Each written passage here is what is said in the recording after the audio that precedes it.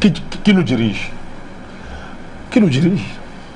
C'est-à-dire que nous continuons à être fascinés par ce gang international. C'est criminel. À l'heure où on parle, il dirige le monde. Tout à l'heure, le président Bouba convoquer ça ici. Il dirige le monde et il prétend de le faire en toute bonne conscience. Parce qu'il serait l'étalon de référence de l'humanité. Quand vous regardez M. Trump, vous regardez le monsieur qui est en France, M. Macron, vous regardez celle qui est en Angleterre, vous regardez celui qui gesticule là, à l'Union européenne. Quand vous entendez parler, ils ont la conviction, du moins quand on les voit en apparence, ils incarnent la conscience humaine. Il y a l'autre brigand qui l'a dit en France, ce voyou de Claude Guéant. Il était le plan de criminel qu'on appelle Sarkozy. Cette racaille a osé dire que non, ils sont la conscience de l'humanité. Donc, ça pose un problème sérieux. Est-ce qu'il y a encore des hommes sur terre pour accepter que le monde soit entre les mains des gens comme ça? C'est de cela qu'il s'agit. Alors, quand on parle de Sarkozy, je suis très heureux sur le plateau qui a eu l'unanimité là sur la question, depuis Luc Michel N'Djamena, que je salue, et tous ceux qui m'ont précédé, que Sarkozy n'est que le porte-valise. Il est la figure emblématique du système international. Et comment des gens, les Africains, continuent à vouloir faire référence à ce système international? Ils prennent ça comme référence pour soi-disant opérer les changements à l'intérieur de leur pays. C'est-à-dire que quand le système n'a pas dit oui, rien n'est faisable. On va les draguer comme on drague les femmes, on va se coucher devant les ambassades, devant ces gens, pour qu'ils nous adoptent. Pour qu'on dit que dès qu'ils nous ont adoptés, adoubés, on estime qu'on est un grand politicien. Et il y a des gens qui disent que vous êtes un grand politicien quand les gens... On devient un bourreau pour les... Ça, c'est même moins... On l'est déjà. Mais je dis que beaucoup d'Africains, et même beaucoup de gens panafricanistes, estiment que vous êtes un grand politicien quand vous êtes adoubé par ces gens-là. C'est ça le problème. Et ils estiment que on peut détester le président qui est à l'intérieur, dire qu'il est un vaurien, mais être l'allié de ces gens-là. Et maintenant, venir faire les discours de changement dans le continent africain. Mais c'est terrible. On peut s'arracher les cheveux quand on voit tout ça. C'est-à-dire que des gens ne comprennent pas que le problème du monde, comme tout à l'heure Hubert l'a dit, c'est que le monde est entre les mains de criminels, de feignants et de gens qui ne connaissent, c'est-à-dire qui ne savent que tuer, détruire et égorger. Oui, les gens refusent de voir cette réalité. Prenons l'exemple clair. Rapidement. Hubert d'une tout à l'heure l'a soulevé. Il y a un monument qui a brûlé en France.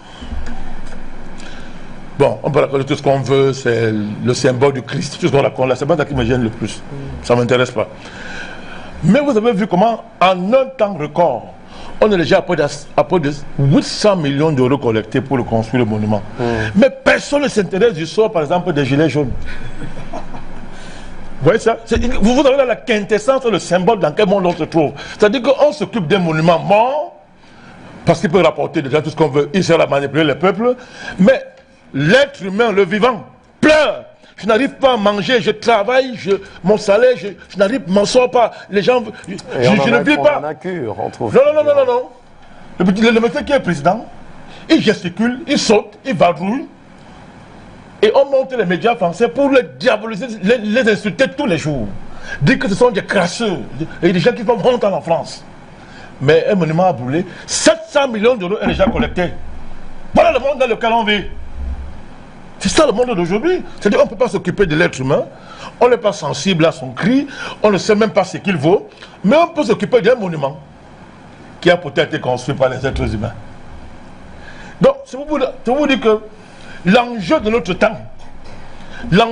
temps, et cet enjeu, il est éthique, il est moral, il est économique à la fois, culturel à la fois, comme quelqu'un l'a dit avant moi. C'est-à-dire que vous n'aurez aucune solution économique qui marchera, vous n'aurez aucune solution culturelle qui marchera, vous n'aurez aucune solution religieuse, politique, spirituelle qui marchera, tant que vous n'avez pas démantelé ce gang, c'est-à-dire ce type d'individu-là, et le système qui tient ce monde. Voilà le défi humain de notre temps, mon cher Michel Yéna. Et ils ont des projets encore. Ils ont des projets actuels. Nous parlons de la Libye, de la Côte d'Ivoire, qui sont des crimes passés. Mais ils ont des projets. Alors nous parlons, ils sont en train d'opérer des crimes. Ils l'ont dit. Au Soudan, vous avez un petit voyou qu'on appelle sous-secrétaire d'État américain, c'est Nagui, ce petit oui. voyou, il a dit qu'après le Soudan, il va s'occuper du Cameroun. Donc ils ont des projets, tout le monde voit. Oh, M. Nagui a des soutiens en Afrique et au Cameroun. Il y a des gens qui jubilent, que l'on viens nous sauver. Oh, tout le monde sait que M. Nagui est le porte-parole d'un système criminel qui ne peut rien faire de bon pour l'humanité. Il sort récemment du Cameroun, si j'ai bonne mémoire. Il a fait un débat. Mais comment je vous dis, ça ces affaires, c'est récent là. Il a fait une déclaration. Et ça a commencé comme ça pour Kadhafi. Sarkozy a commencé à inventer les petites phrases. Pour Gbagbo, Sarkozy a commencé à inventer les petites phrases. Il était en Inde, il a dit, je donne 3 jours pour qu'il parte. Ces gens croyaient que c'est parti comme ça. Les gens ils n'ont pas entendu. Et ça a débouché ce qu'on a vu en Côte d'Ivoire. Vous comprenez? Donc, okay, les dangers sont là. Nous devons repenser sérieusement et interroger sérieusement les concepts de crimes contre l'humanité. Ça veut dire quoi? Cette affaire qu'on a balancée dans le jeu international et qui est maîtrisée seulement par ces gens, ça veut dire quoi? Vous voyez que le drame du monde, c'est que ceux qui parlent des crimes contre l'humanité et qui se sont posés comme ceux qui sont chargés de prévenir ces crimes sont les plus grands criminels. Mais personne ne les arrête. On ne peut pas les arrêter. Je ne pourrais pas revenir sur le drame de cette négresse, de Bensouda, qui constate maintenant qu'elle n'est qu'une négresse. On l'a utilisée, on va la jeter bientôt. Elle a été condamnée. Donc moi, je ne pleure pas son sort. Je m'en fous de ce qui arrive à Madame Bensouda. Donc, des plus grands criminels de l'humanité, ceux qui luttent contre les crimes contre l'humanité, du chemin vu dans le monde, M. Baïtouni. C'est-à-dire que, je ne sais pas, c'est-à-dire que, où on avance, où on fait un grand saut pour reculer dans des temps où la barbarie était la norme. Parce que l'humanité était à ce stade.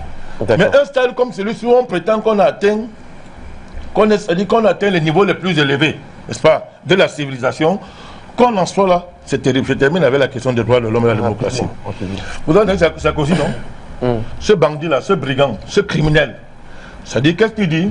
Il dit que c'est au nom de la démocratie et des droits de l'homme qu'il fallait sauver les Libyens. On l'a dit hier, mais aujourd'hui, le même prétexte, toujours. Les droits de l'homme, la démocratie. Pourquoi? Parce que les Africains ne réfléchissent pas ce que c'est ces concepts qu'on a balancés comme ça. Au nom de ces concepts fumeux, qui ne disent rien du tout, nous mourons tous les jours. Nous nous entretuons tous les jours. Nous nous émasculons tous les jours. Et on compte les morts par centaines de milliers. À cause de ce concept qui ne veut rien dire. Merci, Président. Merci beaucoup. Je chute. Rapidement. Ces concepts, c'est-à-dire, ça marche pourquoi? Parce que dans notre imaginaire, on est convaincu que la France est une démocratie. L'Amérique, c'est une démocratie. L'Angleterre est une démocratie. Des modèles de démocratie. Or, ce ne sont que des criminocraties.